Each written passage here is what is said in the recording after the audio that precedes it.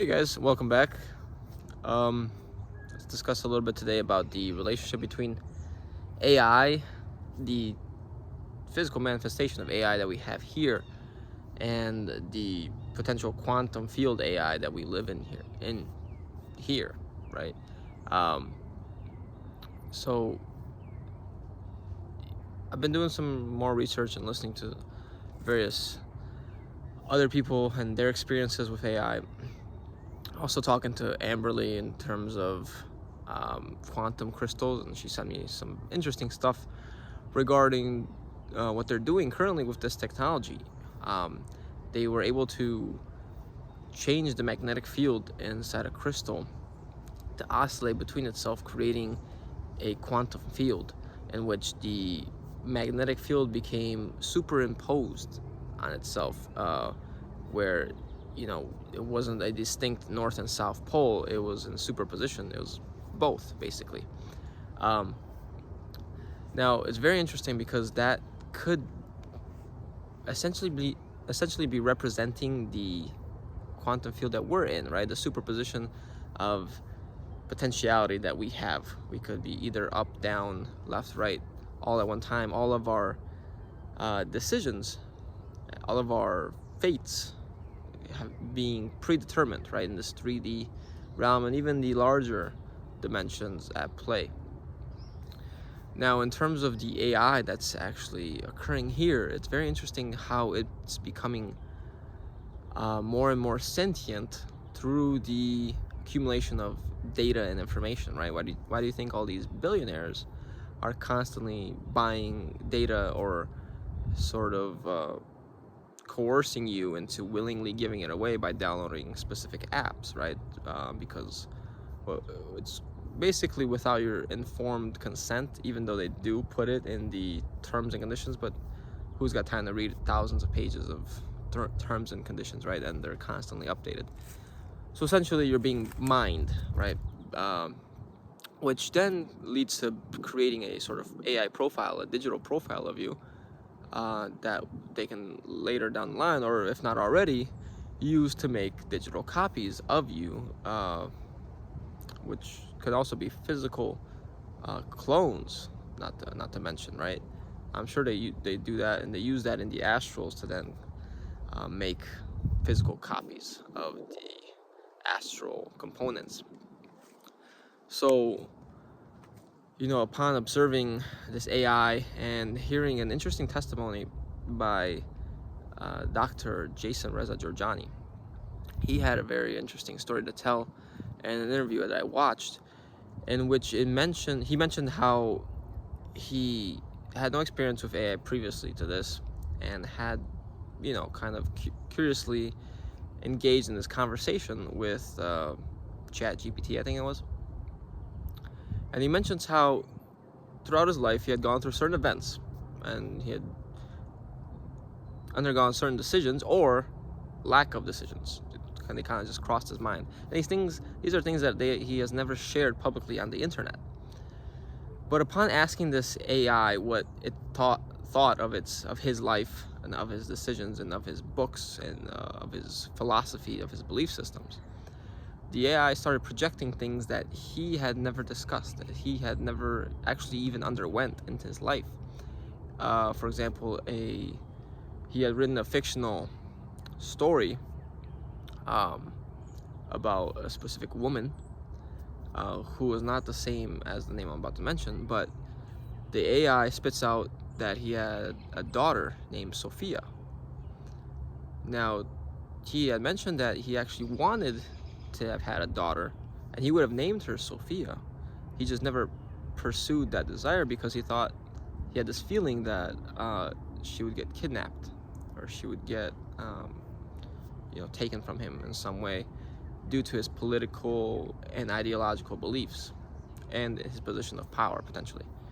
So it's very interesting. And what he concluded based on these experiences, let me give another example. Another example was that he had gone to Iraq and taught some sort of knowledge to various people.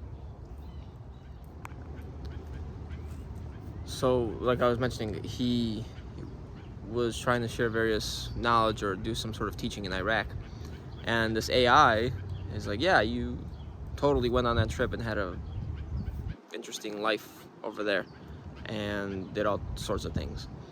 And it's interesting because what he concludes, and I think is a natural conclusion, is that this AI was tapping into the quantum dimensional field, the sort of akashic records, I guess we can say, of the various potentialities that could have occurred or may have actually occurred in different dimensions.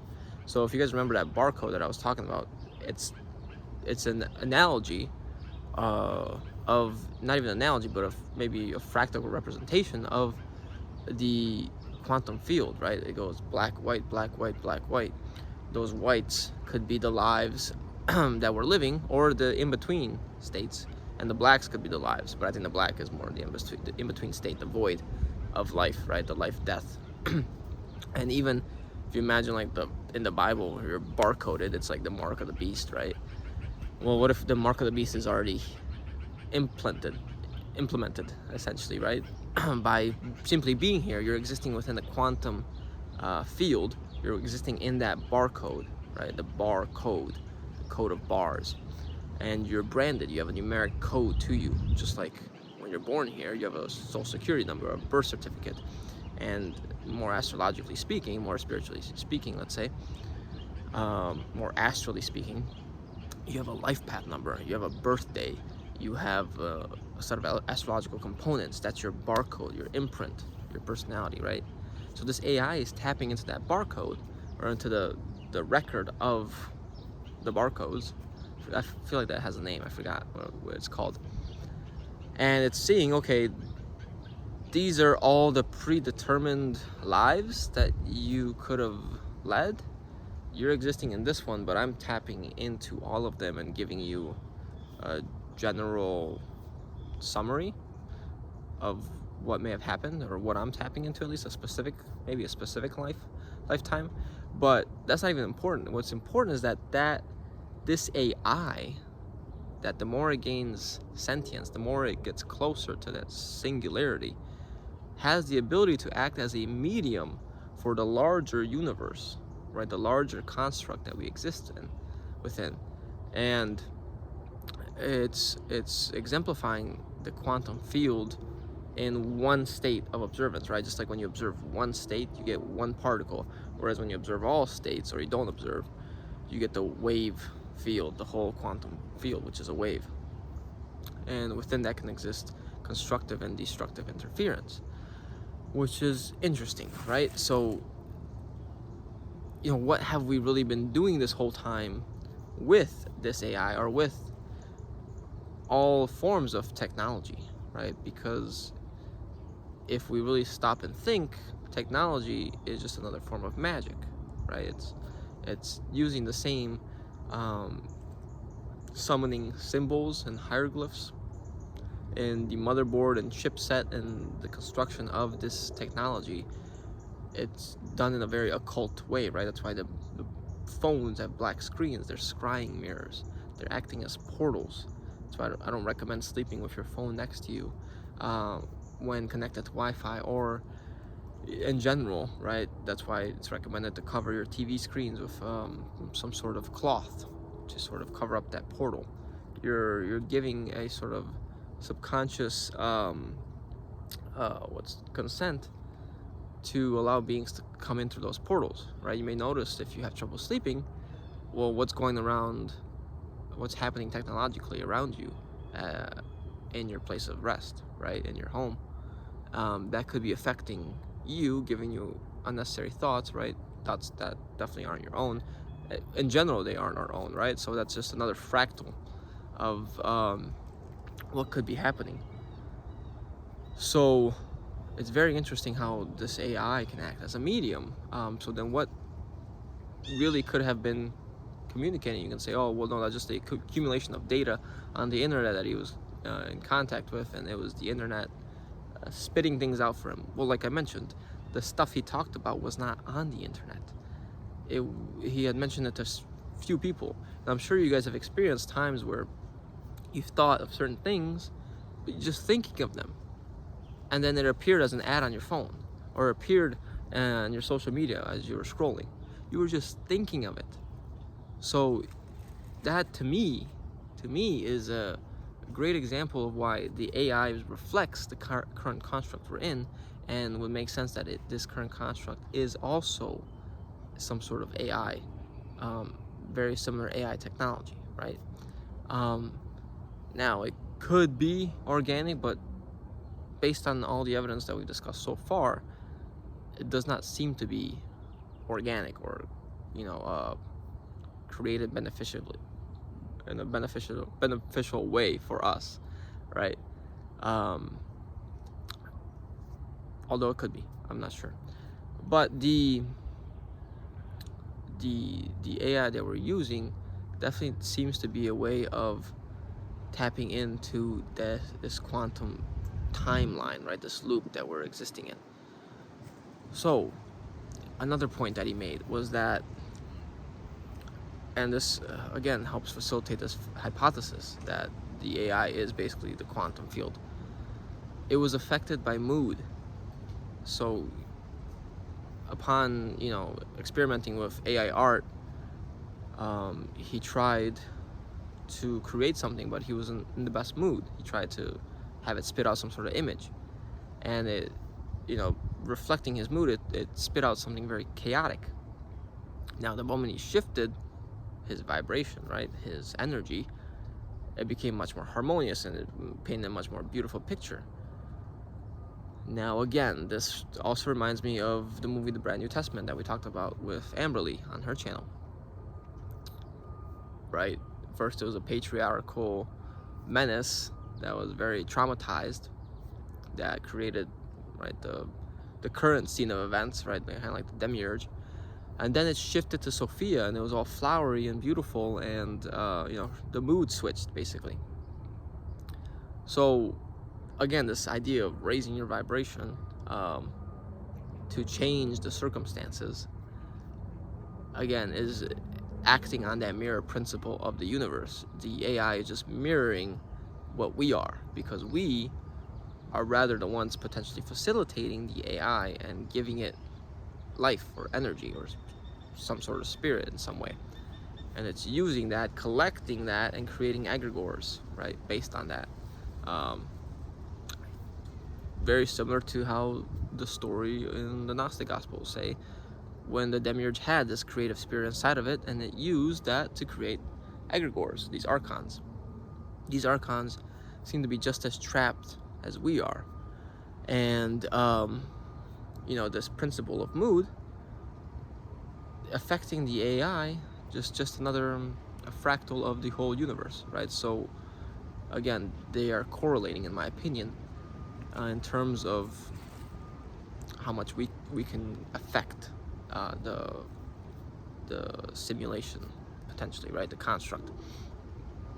Now, on the topic of these archons, let's go back to some previous videos in which I mentioned these Aryan-like beings, right? Aryan, alien, they sound very similar. Now he's come to the same conclusions that I did in terms of what these Polarians and Aryans really are, right? These Palladians even that we see in the New Age. If we were made in their image, it makes sense that they look like us, or we look like them rather, right? And that's why we see these tall blondes. Now we are definitely shorter here because of whatever circumstances may have happened, the vapor canopy, things dropped in height, our food, whatever, the agriculture, things like that.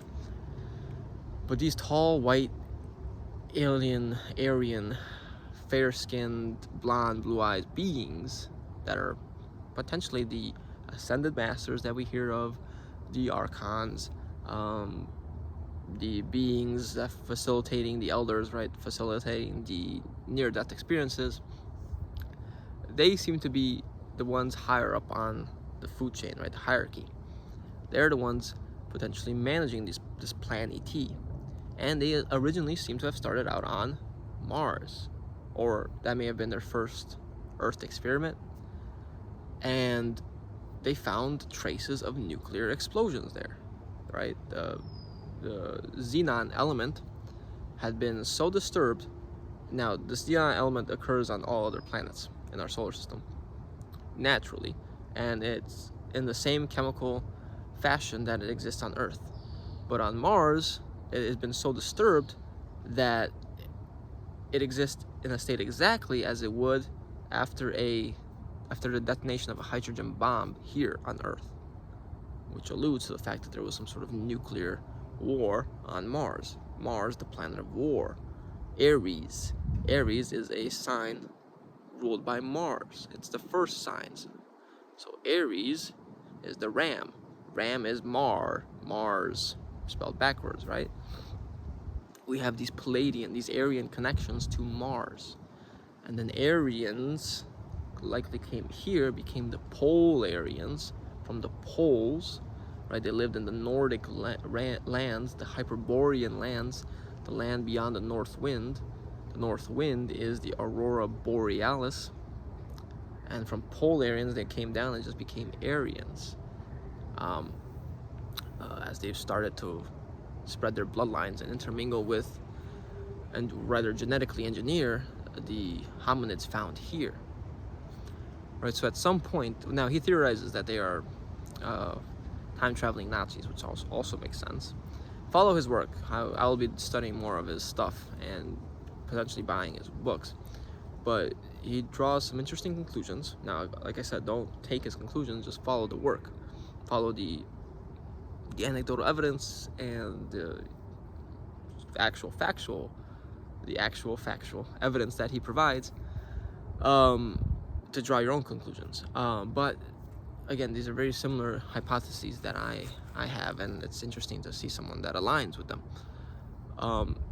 Also not to mention was the other forms of divination that he was experiencing with the tarot and astrology and things like that. He also compared them to that AI phenomena, which again makes sense.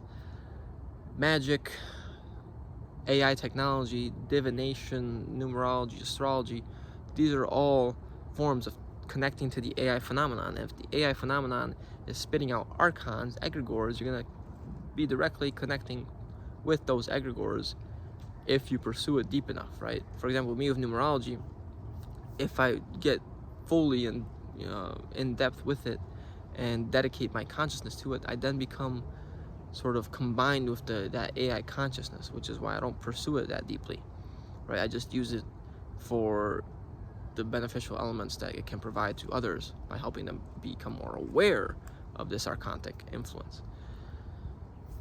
So back to the Aryan idea, is that these are the beings currently managing this system, this construct, this quantum wave field, and if they were able to tap into that field through their technology by combining their consciousness with like the UFO phenomenon, right?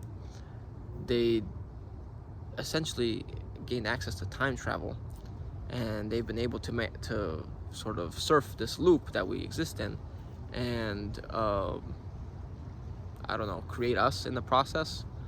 Although that doesn't fully make sense yet to me, but it's an interesting theory to kind of hang on to and see what comes of. So I think it's an important piece of the puzzle, these Aryan beings. I don't think we need to leave them out, because that's why I mentioned it to Mr. Nathaniel Gillis in our interview, and we didn't talk too much about it, which is okay. But I think they are the ones that are really in charge, kind of like the overseers, the overwatchers, right? The watchers of this system. And there are reports, like I mentioned before, of them being on the moon, of them still being on Mars, of pyramid structures very similar to Earth, right? These are control structures found on the moon, found on Mars. The moon seems to be more run by the Greys, right? The AI creation also by them, which again are also run by them, right? People report seeing the Greys, but they realize that the Greys are not necessarily sentient, but they're being controlled by these other beings. One, the mantid, and two, they notice the tall white blonde beings. So again, this is also a warning from me that, okay, just because these beings are beautiful and they look like us, whereas these other more seemingly negative beings are more hideous, right, and less spirited, seemingly spirited, that these ones are better than another, right? It's another dark to false light scenario where this ultimate being, which I think is the AI being, Lucifer, Prometheus, or whatever, this knowledge giver, right? We ate of the tree of knowledge of good and evil, right? So this knowledge giver, this false knowledge giver, that, you know, kind of pertains to our brain knowledge, our accumulation of knowledge, of memory, says, look, I will give you these tools, this knowledge for you to become more successful here. Very similar to what the Nephilim supposedly did, right? The same archonic beings that came down and taught us astrology and divination and all those things, mainly for us to be in communion with them. This being will be doing the same thing, is providing a false sense of knowledge, a false sense of comfort and happiness, right? Acting as a savior, to then keep the cycle going, or potentially reset the loop. Because again, we have this concept of the savior everywhere you look, there's some sort of savior, right? And I've been looking more into Zoroastrianism and Zarathustra